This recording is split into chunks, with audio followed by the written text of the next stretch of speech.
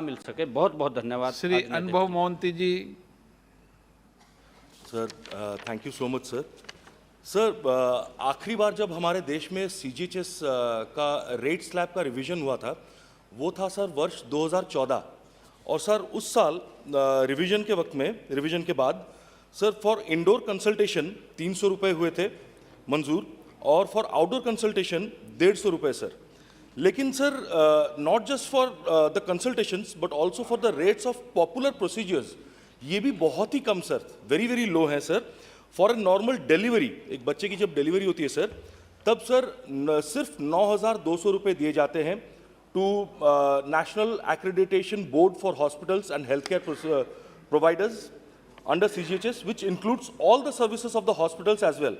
This is a very sharp contrast with the rupees 50,000 plus being charged currently in tier 1 cities from private patients. Similarly, sir, जब एक chest की x ray होती है sir, उसमें भी sir 65 रुपये बस CGHS के अंडर में रेट स्लैब में आता है, जबकि इंस्टीट्यूशंस ये कहती हैं कि एक्सरे के लिए जो फिल्म ज़रूरत है, जो रॉ मटेरियल्स, वो भी इससे ज़्यादा भाव में मिलती है।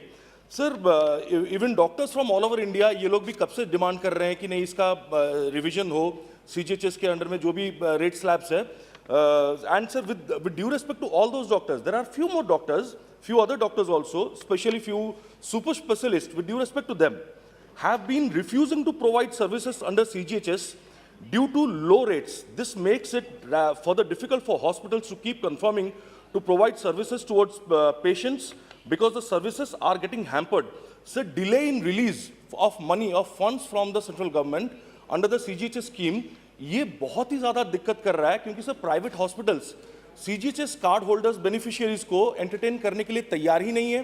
पेशेंट सर एक अस्पताल से दूसरा अस्पताल दौड़ता रहता है, उसकी बीमारी इतनी बुरी हालत में वो होते हुए भी वो अस्पताल से अस्पताल दौड़ता है क्योंकि उसको बेनिफिट्स लेने हैं। But unfortunately sir hospitals are denying, sir they are ignoring, rejecting appointments, और they are making excuses like unavailability of doctors to CGHS beneficiaries.